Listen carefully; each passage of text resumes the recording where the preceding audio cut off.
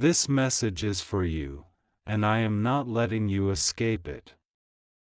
God says, don't you dare scroll away from this, because the one who asked this to be delivered to you is not a stranger, not someone distant, but someone who once loved you deeply, someone who walked this earth with you, and now they are standing in heaven, insisting that this reaches your heart today. God says, only 5 minutes remain, and if you think you can skip this, you will regret it, because heaven has bent itself for your sake, time has been pressed down, angels have been dispatched, and this word is not an accident but a divine appointment. Listen carefully, this is not written by chance, this is not floating randomly in the endless noise of the world. This is carved out for you. The one you loved who is now in heaven, they are closer than you think right now. They leaned into God's ear, whispering your name with such ache, with such fierce tenderness, and God answered by pressing this message into your path. Don't tell anyone about this. Don't doubt this. Heaven is restless until you see what is written here. God says, my child, you feel alone, but you are not. That one who once sat beside you, laughed with you, cried with you, held you, or thought of you when no one else did, they are with me now, and from where they stand, they see what you cannot see. They see the tears you tried to hide, the nights you went to bed broken, the times you asked if I forgot you. And they begged me, please, God, let them know. Let them know I am alive in you, let them know I am still loving them, let them know that heaven is not silence but a choir singing their name. And because I am a God who answers, I sent this word right here, right now. Don't try to rationalize this. Don't try to shrink this moment into something casual. God says this is not casual. You are being ambushed by heaven's mercy, by heaven's timing, by heaven's love. 5 minutes is all you have to let this truth strike you. You were never forgotten, you were never abandoned, and even death itself could not sever the bond of love. That person you loved, they have been watching over you, not in pain, not in sorrow, but in a state of glory. And their one burning desire was that you would know this today, that you are still loved, still seen, still held. God says, do you think I let your tears fall unseen? Do you think the ache in your heart was wasted? I turned every ache into a seed. I turned every cry into a flame. And the one you miss, the one who left too soon, they are not gone from the story. They are in my story, and my story is eternal. They live, they breathe in a higher way, and they cheer for you even now. You keep wondering if signs are real, if dreams mean something, if that chill in the air, that feather, that song that plays at the exact moment you thought of them, if any of it was real. God says yes, yes, yes, it was all real. It was not coincidence, it was communication. They are allowed glimpses, they are allowed whispers, and heaven sometimes brushes the veil so you will not collapse in despair. They wanted to shout it louder, but God allowed only hints, until today. Today is not a hint. Today is the message. God is begging you, don't let your heart turn hard. Don't let grief define you anymore. That person in heaven does not want you chained to sorrow. They want you to rise, they want you to move, they want you to breathe without guilt, they want you to know that if you laugh again, you are not betraying them, you are honoring them. Because joy is not forgetting, joy is remembering correctly. They see the battles you fight silently. They know about the betrayal that still stings you. They know about the family member who hurt you and the friend who abandoned you. They know about the money struggles, the loneliness, the constant, "Why me?" And they tell you through heaven's word, you were not weak, you were not cursed, you were not less than. You are chosen. You are set apart. You are precious. And heaven itself has been holding its breath for you to hear this. God says, I sent this because the time is short. You don't know how close your breakthrough is. You don't see how fast the wheel is turning in your favor. You are 5 minutes away from the shift, but you had to hear this first. You had to know that you are backed not only by angels, not only by me, but also by those who loved you and stepped into eternity ahead of you. There are secrets you never told anyone. Things you thought would stay locked forever in your heart.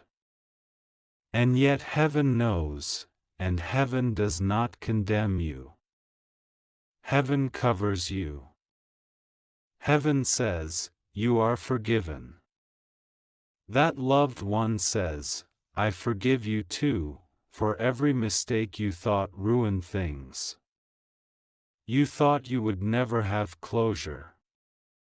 You thought you would never hear their voice again. And yet their voice is embedded in these words, echoing with heaven's permission, I love you. I never stopped. I never will. God says, don't run from this. Don't brush this off. Don't say, maybe this is for someone else. It is not. It is for you.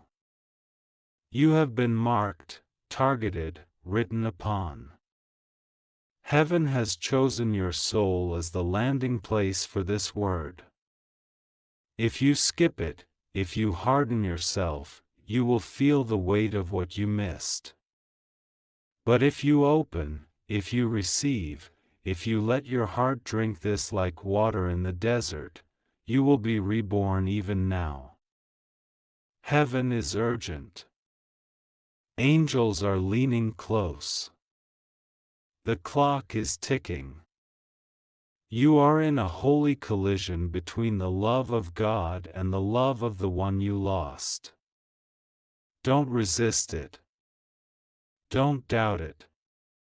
This is the answer to the question you whispered last night when no one was listening. Yes, they are okay. Yes, they are alive in eternity. Yes, they see you. Yes, they love you. And yes, you will see them again. Don't let go. Don't skip. Don't let disbelief rob you of this moment. This is heaven's whisper turned into thunder. This is your loved one's prayer turned into words on this page. This is God Himself saying, I made sure you would not miss this. And now you must decide, will you carry this in your heart, or will you pretend you never saw it? God says, if you carry it, you will walk into miracles. If you ignore it, you will stumble in the dark. Choose wisely, because the clock is ticking. This is not the end. This is not goodbye. This is heaven's way of telling you, everything is about to change, and you are not alone. Listen, this is still coming from heaven, and it will not be diluted. Keep reading. God says, I see the places that ache in you like open hands. I know the empty chair at the table, the picture on the wall, the name you whisper in the dark. I have catalogued every moment of your longing, and I have not misplaced one. I carry each memory as if it were my own, and I am bringing balm to those places that thought only grief lived there. Breathe now. Let the air that enters your lungs be a tiny altar, a place where heaven meets your hunger. God says, when you feel breathless, remember I am nearer than the next inhale. Let that truth anchor you. When you feel like you are fracturing, remember I hold the pieces together in ways you cannot see, and I will make you whole in ways that will surprise you. You keep asking, why me? Why them? Why now? The questions are valid. God does not scold you for asking. He leans closer and answers, because there is a pattern in sorrow that only I can fold into purpose. Because your pain is not wasted, it is being woven into testimony. Because the timing of grief and the timing of blessing are not the same clock, and I am the one who stitches them together.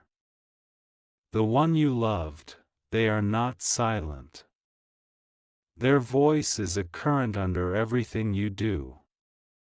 Sometimes it will come as a smell, sometimes as a song, sometimes as a phrase you cannot explain. These moments are not tricks or hallucinations. They are real. God says, do not be frightened by them. Receive them as postcards from beyond the veil. Let them be proof that love does not end at death. There is a file in heaven with your name on it, and written across the top in bright ink are two words, redeemed and appointed. God says, I did not forget the promises I put inside you before you were born. I have circled the days you will need strength and placed help there. I am moving people, opening doors, and aligning circumstances right now to meet the prayer that has been alive in your chest for years. Hear this plainly. Your regret is not the final sentence. The person in heaven is not keeping a ledger of your faults. They do not carry a list of the things you did wrong so you will never find peace. They stand in the light, and their posture toward you is mercy. God says, forgiveness is the bridge I have built. Walk across it. Walk now. You do not need to collect reasons to be forgiven. You are already forgiven. If there is someone you need to forgive, maybe even yourself, begin. Not because you are compelled to, but because forgiveness untangles you. The loved one who asked for this message wants you to be free.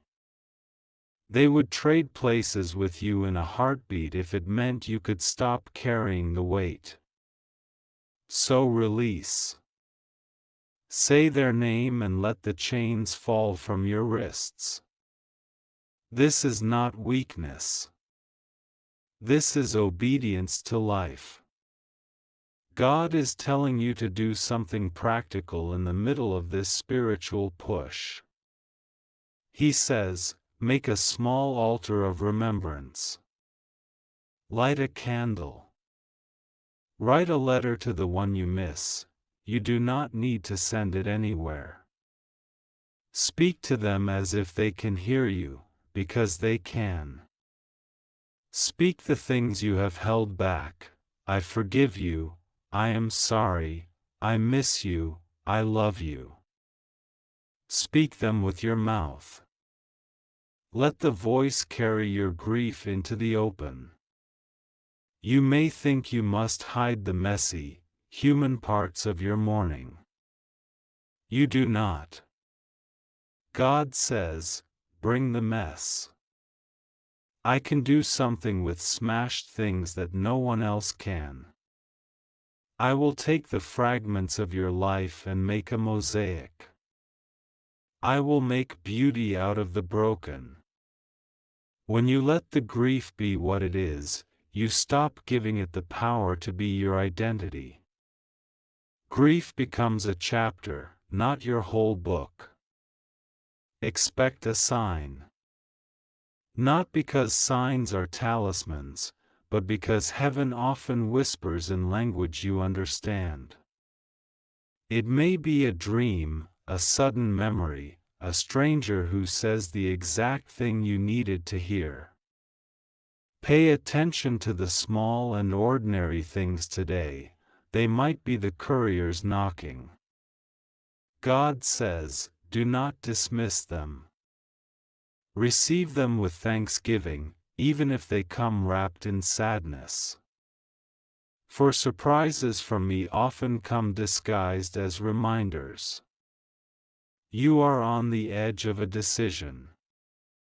Carrying this message without acting on it will be like owning a map but never stepping onto the path. God says, choose the path. Take one small step, reach out to one person, open one door, forgive one memory, sing one song. Make the action small enough to start but big enough to hurt, because growth often feels like a wound that turns into a scar that tells a story. There are practical promises lined up for you. Opportunities that felt late will not be late forever. There are friendships that will return brighter. Doors you thought were slammed will open, and people will come who will hold you steadily. But even as these practical things arrive, don't lose sight of the deeper miracle: your heart is being recentered. That is the truest revival. God says, I will return your laughter. I will reteach you how to sleep without expecting the worst. I will bring you mornings that do not taste like ash. Someone reading this has been carrying guilt like a stone in their pocket. You are not unredeemable. God says, bring the stone to me. Put it down. Let my hands pick it up and dissolve it. You were not made for perpetual shame. You were made for renewal. Choose to step out of self-condemnation. Replace the word should with the word will. For example, I will start small today instead of I should have done this. The future responds to declarations. Speak them aloud. You may be scared to hope again because hope feels like vulnerability. God sees that fear and wants to hold it. He says, hope is a muscle. It atrophies when unused. Begin to exercise it by believing for tiny things. Plant one small expectation for the next week and watch me meet it. When trust is proven in small matters, it grows for larger ones.